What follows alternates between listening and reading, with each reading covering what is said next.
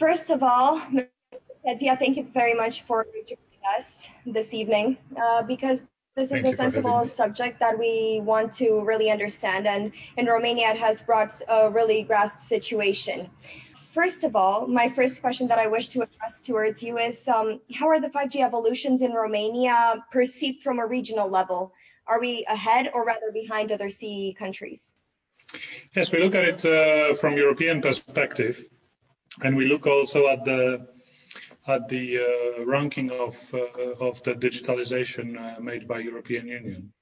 And as much as there is a good coverage of the availability of the connections, the digitalization index is pretty low for Romania. Romania is in the third quadrant of all European countries. So I think there is still opportunity for Romania to catch up. And do you think that Romania would advance faster with this technology? To be honest, if you look at the 5G race that is happening at this moment in the world, well-developed countries are trying to deploy this technology as soon as possible to give the advantage to their companies to develop services based on 5G and be able to sell them worldwide. That's why you can see a very speedy race between US and China to cover their countries with 5G. And I think European countries such as Romania should take an advantage of the 5G technology to boost the economy. But are there any circumstances that we must be afraid and be precautious between implementing 5G technology and actually using it? Do you think that we should be afraid of this technology? Not at all. It's like just next generation of the mobile networks. So we had 2G, 3G, 4G. There were many medical tests done about those technologies, and there is no evidence or no proof that it harms anyone in any way. We are living in a world that is covered with the radio waves. It's part of our lives and nature, so I don't think there should be any resistance or any fear about it. What do you think is the current approach at an European level? And how can we integrate this local developments into international ones? The European Union is encouraging all the countries to implement 5G, and most of the countries in Europe are doing it. Some of them already deployed nationwide with all the operators. Some of them launched recently. There is a lot of commercial implementations, regardless of whether they already allocated new frequencies or not, because frequencies used for 4G and 3G can be also refarmed to be used on 5G. And advantages of 5G, especially in terms of fast speeds, low latencies of communication, and high capacity of the networks, are giving this advantage to the countries, to the operators, and to the customers. Are there any specific differences between the 5G technology developed by Huawei and its direct competitors on the market? What would these be from your perspective? You have to look at it from two sides. 5G is a global standard, so all the manufacturers have to follow this standard. So all the protocols or the implementation has to follow the same standard, because equipment has to also be interconnected. Networks are very rarely made of one vendor. So those solutions, these boxes needs to talk to each other in simple words. So on one hand, this is a global standard, and all the vendors follow this global standard. Do you think that this global standard might change over time? Every standard evolves, but it's improvements with the time. Next releases of the standard that add additional functionalities. So if you see in the media that it's a Huawei technology, Huawei 5G, our equipment has some functions, and because we have the highest number of patents in 5G, we have advantage that was confirmed not by us but by the industry among vendors of 5G equipment, but we follow the same standard. Cybersecurity of the 5G network is an intensely debated topic in Romania, especially during this period of COVID-19. In Europe and around the world also. Many times the risks it brings were associated with Huawei's name. Should we be afraid or not to embrace the specific Huawei's 5G technology? I know you said that it is no risk presented, but would you assume that the precautions that are flown in the media right now, are they to be dismissed completely? Look, the media campaign that involves us is driven by the competition and commercial interest rather than cybersecurity. First of all, there was no real accusations or evidence shown. And because this market is big and a lot of companies would like to have part in it, then the biggest player, it is very easy to disadvantage him. However, cybersecurity is not about geopolitics, it's not about politics, it's about the technology. And the verification of the equipment manufacturers needs to be done based on the standards, and you have to have equal verification, testing, and standardization of the cybersecurity rules for all the vendors, because the networks are made from multi-vendor equipment, and networks should be secure. Networks for sure should be secure, and there have been many courses that implement the security of networks. So through the 5G technology, we will be sure to have this feature upon our acquisition. But what needs will be implemented or be met upon the implementation of the 5G technology? Look, 5G in its foundations, in its international standard, has increased security measures for cybersecurity. There is a much higher encryption algorithm. There is a much better resolved architecture of cybersecurity control. So by design, 5G network is more secure than the previous networks. What are the specific domains that will need the most using the 5G, where it will feel at its best? Perhaps the health sector, the education sector? Advantages that I mentioned, those three key advantages, higher speeds, lower latency, and high capacity, will allow very wide use of the 5G in all of technology. the sectors. In all of the sectors, starting from the consumer part, internet at home, much faster, much better from the perspective of user experience, and very low latency in gaming, so people can enjoy really fiber-like experience without being tied to the cable. This is number one. Second wave is implementation of Internet of Things and the devices that talk between themselves, so machine-to-machine language. So different devices will be able to communicate without intervention of the human. And the third level is introduction of the artificial intelligence to make this automatic. In what sectors, where do you use this artificial intelligence the most? I think the most promising is actually health sector for easy identification of the illness. The number of very highly skilled doctors is limited. But if you have a machine that can do diagnosis automatically and help doctors to do it faster, then it will be a great help. Also, 5G will bring ability for the doctors to actually diagnose patients at their home. And this will also be much easier to recover from any illnesses. But also in the industry, such industries like education, you can reform it and make, this pandemic situation showed us that distant learning is a must, and you can leverage it using 5G. The next industries is the agriculture, where the farmers who have acres of land, they don't have to inspect it every day, but they can have sensors that can do it for them and just collect the data and plan their farming. There is a heavy industry, mining industry, that can be automated to not put people at risk being in the mine. The possibilities are infinite. And for the average user, because I consider myself an average user, not a professional one, for the young person who is passionate about games and social media, how does the new 5G technology influence his daily experience? I think the fastest thing that you can experience as a user would be the use of the cloud, the VR and AR technology. So you will have glasses that will be connected to the cloud, and then you can enjoy your video streaming, chatting with friends, but also gaming, or other areas. What concrete guarantees do we have in terms of Huawei, your company's good faith in cybersecurity safety?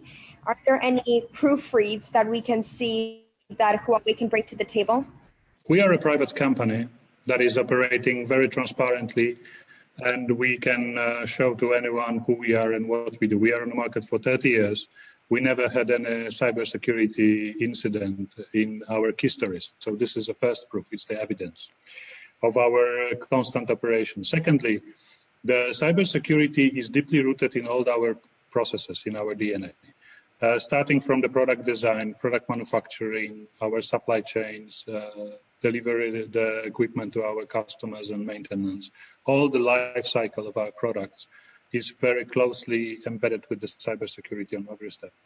And we all can also show and prove it. Number three, we, as the only company and as a first company, have passed testing by the Spain independent evaluator for common criteria certification, and we achieved EAL 4+ for our radio products and for our core products.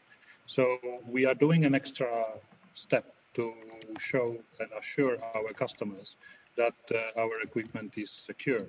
On top of that, we have established cybersecurity centers in UK, in Brussels, and in Germany, that our customers can come and check our source code and check our hardware and all the details to do the testing. But please remember, for all the over 15 years that we are in Europe, all our customers, before purchasing our equipment, they must test it very thoroughly before they connect it to the network. So I think we are the company that is the very heavily tested among all. And this also proves a lot. What is the level of openness to Huawei at a European level? In how many states will Huawei be involved in the development of 5G networks? Look, we have signed 47 contracts in Europe.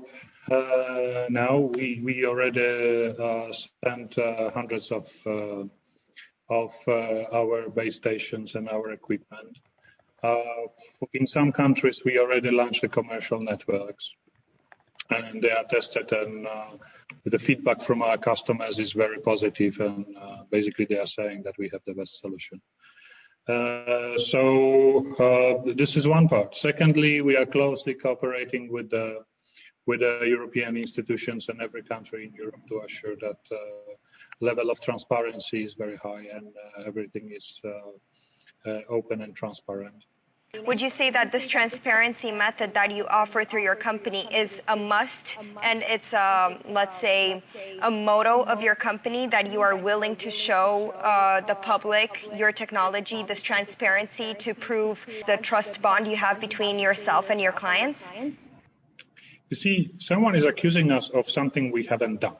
And the only way for us to show that this is not true is to be open and transparent.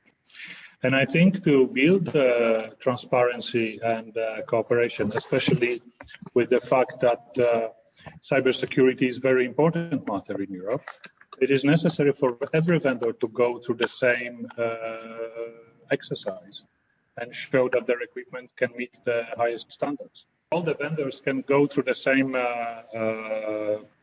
way of showing that their equipment is compliant with the standards, and all the networks can be secure.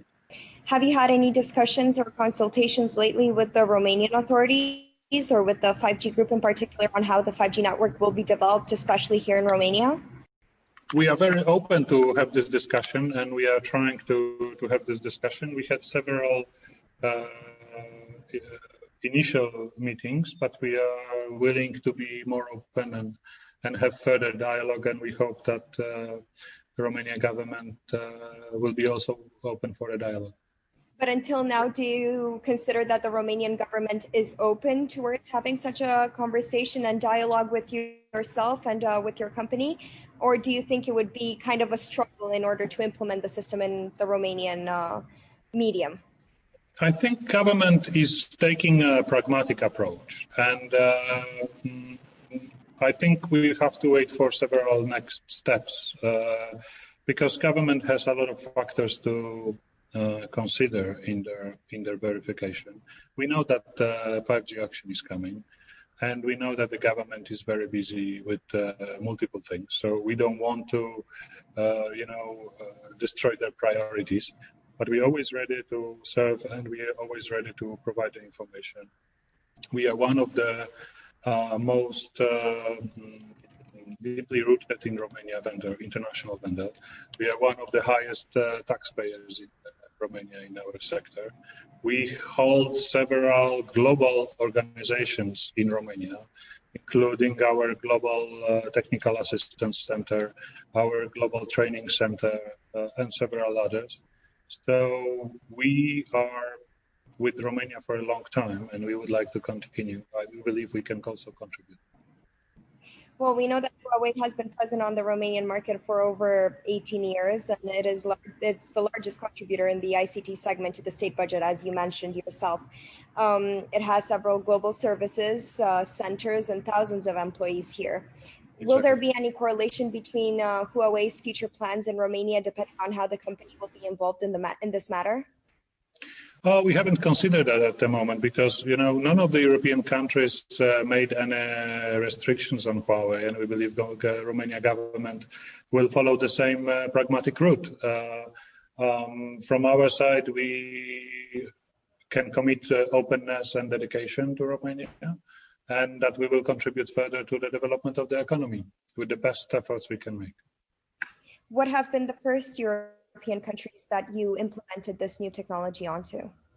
The first country we implemented it was South Korea. I was thinking more of a global perspective, but we cooperate with operators in Germany. We cooperate in Finland, UK, France, Italy, France. All those countries said that they need to check the cybersecurity, but they are not going to limit anyone on their market. For the economical benefits and for the innovation and creativity, you need to have a competition.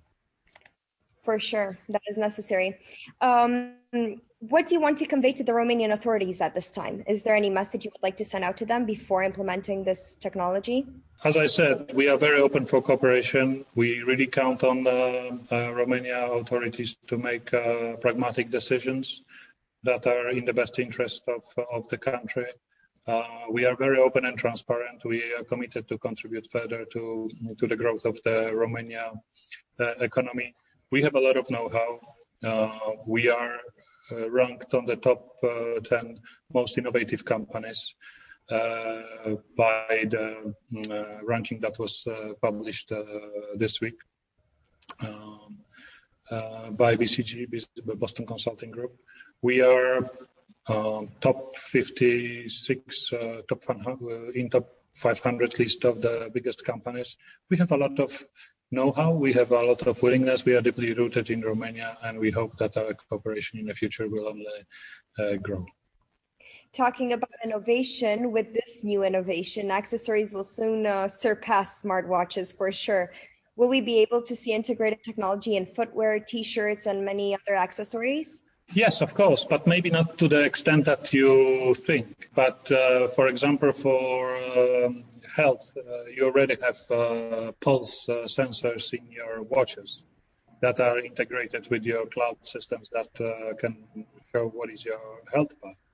And there will be probably a wave of sensors that will tell you where to put, when to put your clothes to the dry cleaning, or this kind of stuff. But those are niche services and will come in many years. But we will see first, I think, the smart glasses with the VR, virtual reality and augmented reality that can enhance our perception of the world in easy way, also make easier communication between people, and also contribute to the entertainment. And I'm not talking only about better gaming experience that you can use by traveling through your country, cities or villages and discovering some things, but also being able to participate virtually in the football games, for example, being in the middle of a stadium with your VR glasses and having a great experience.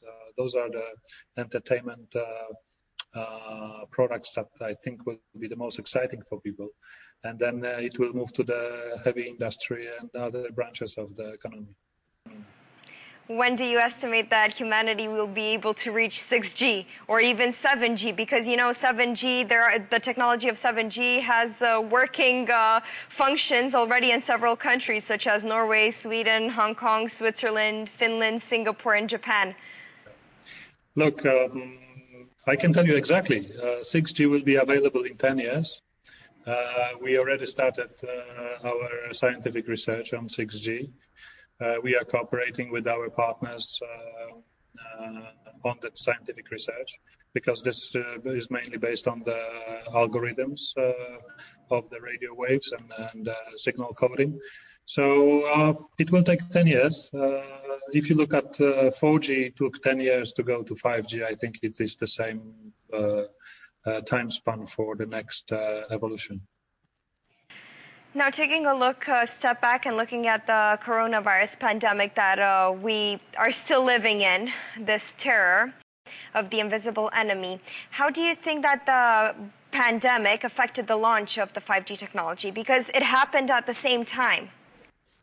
Look, this pandemic was a wake-up call for many industries and many people, suddenly realizing that our personal interaction can be impacted, and sometimes we cannot just go and see each other.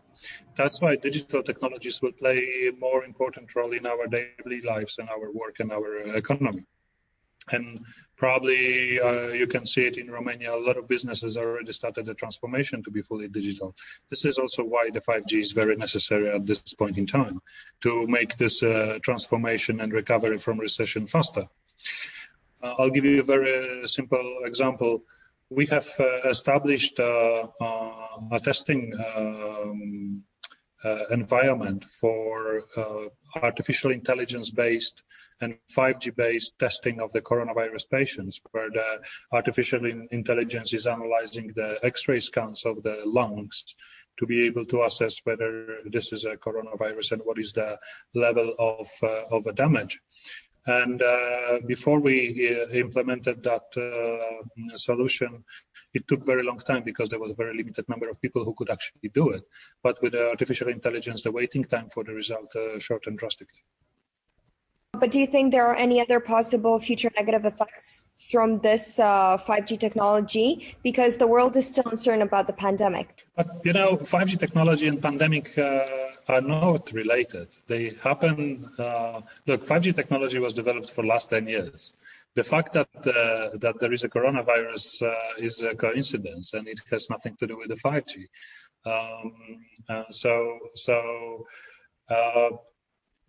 It is actually lucky that we have a 5G when we face this kind of situation with the pandemic around the globe. So we can use this tool, this new tool that has appeared, to fight it more effectively. Talking about the entertainment industry that you have previously mentioned, do you think that the 5G artists who will be using the 5G system will be able to hold remote concerts with the help of artificial intelligence? And us being in a TV studio right now, what do you think will be the most impactful decisions and changes that we will have upon implementing this technology?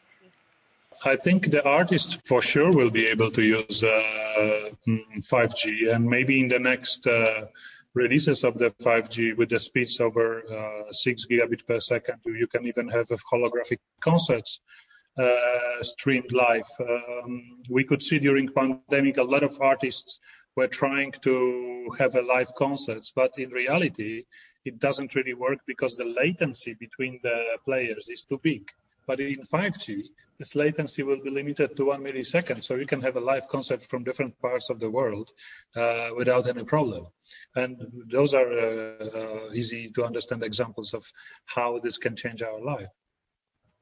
Until now, how much time and money has been invested in this technology worldwide, as an estimate, not an exact number? It's a very good question. Unfortunately, I don't have a precise answer, but we are spending $13 billion every year on our R&D, only us.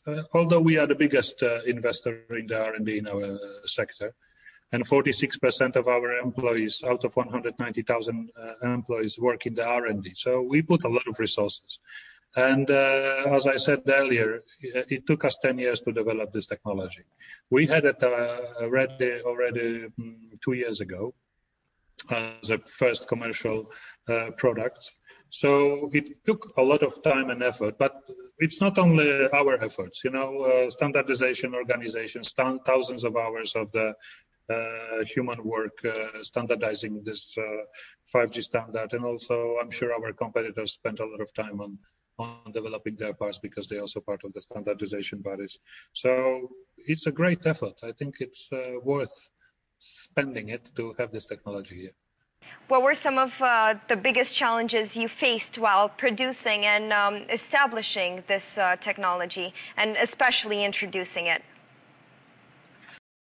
We had to have a very, everything it drills down to the scientific research, and we had, we were lucky to have a very good cooperation with a Turkish doctor who invented the polar code that is used as a part of the 5G.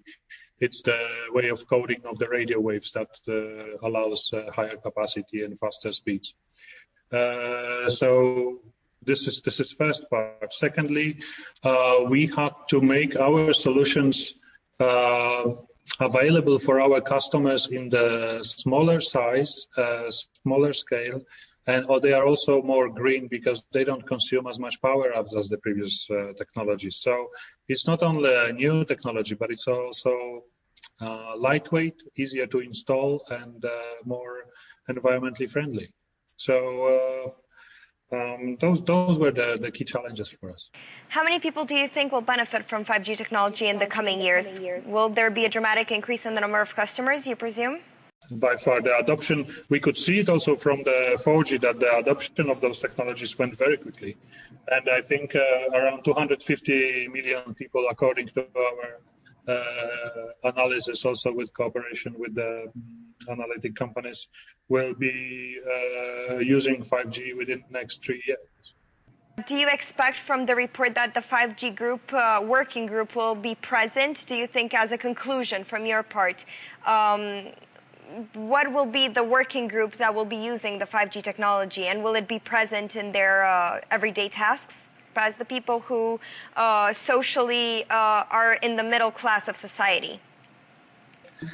For sure, but I think it will be a little different than we have now because of the new capabilities of this technology. So we will be seeing people using it differently, and it will probably enhance this social group interaction. And I think any development, any progress is good for the humanity, and we have to use it.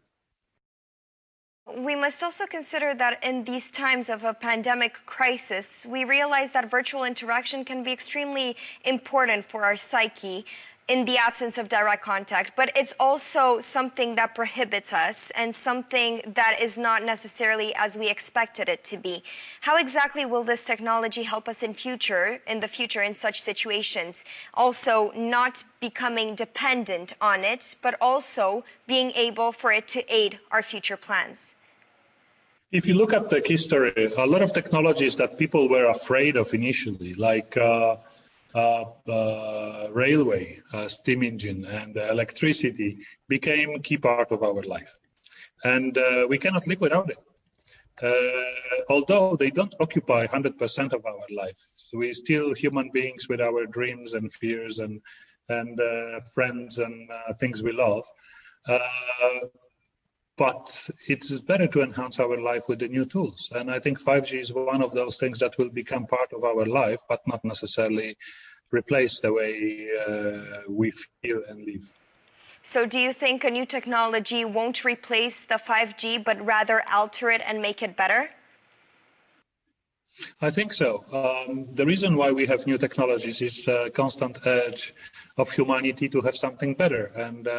And when we were launching 4G technology, we thought it's a paradigm shift and big step forward. and now with the 5G it's the same. But we are very inventive species, and I think we will make our lives even better in the future. Also, on the inventive side, how do you think the 5G technology narrows the distance between people, cities, countries, and even continents? Because, you know, we're always at an altered speed. We always want to be the first to get there. We always want to be mentally think before we receive an answer or another question. How do you think this technology will help us achieve those things, or do you think they are kind of toxic? Yes, definitely, especially that the latency in 5G networks is much smaller, so those who are using it will have an advantage over those who don't. And even with the fixed networks, the latency will be much lower in the 5G network than a fixed network, so you will be free from cables and can use a better experience. So for social interaction, for gaming, for betting, for anything that people are passionate about, they can use this technology much better, and it brings people closer. What do you think is the connection between 5G and 8K, the new resolution that camcorder and TV manufacturers are betting on for the next decade? Do you think there's a specific correlation and connection between those two? 5G will make it easier to adopt.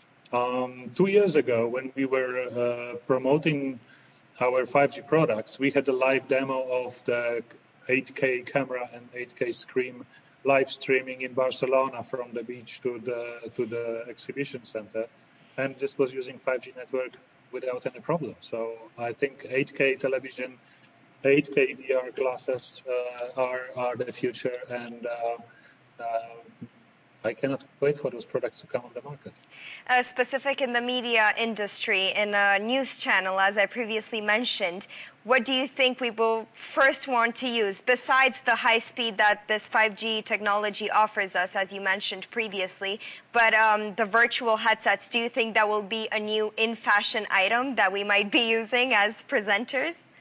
Probably. It's very difficult to be the prophet, but I would like to tell you that the first launch of 5G networks in UK was done by the news station, and they were using our Huawei router to backhaul the signal to the studio because it's mobile. You can do it from everywhere. So you don't have to spend a long time or aligning of your transmission and make sure that everything is ready, but you just click and go. It's very easy. And how do you view the industry in Romania? If you were to give us a grade, how well do you think we contribute in this system? Because previously an article was released that our internet speed has decreased, and you might know that Romania had one of the best internet speeds in Europe. What do you think are the main challenges that Romania faces in the World Wide Web internet connection? I don't want to judge too much, but I want to give you some of the inside views. If you use the internet bandwidth more, if you share this bandwidth, then the average speed experience decreases unless you build more capacity. And by the way, 5G will give you this capacity. Secondly, Romania industries are, Romania is a country with highly educated human resources and very inventive people. And I think usage of the new technologies can help the economy rapidly grow up.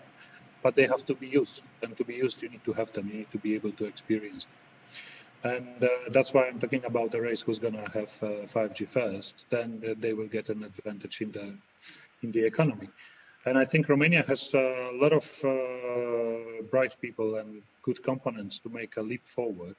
And I hope 5G can only contribute to that. What do you think that, how will the new technology help the development of robots, especially industrial ones, which will make work even easier and increase production? Look, robots are useful when you have to do repetitive tasks that don't require creative thinking at the moment. And we can see that on the production lines, robots are being used all the time.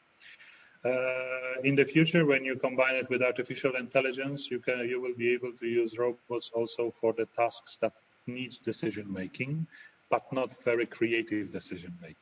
So I don't think that people should be worried that they will lose their jobs, but you know, how to say, when the railway was invented, a lot of people who used to have horse carriages were afraid that they would lose their jobs, but they just adapted and found a way how to progress with their lives, or found a job in the railway industry.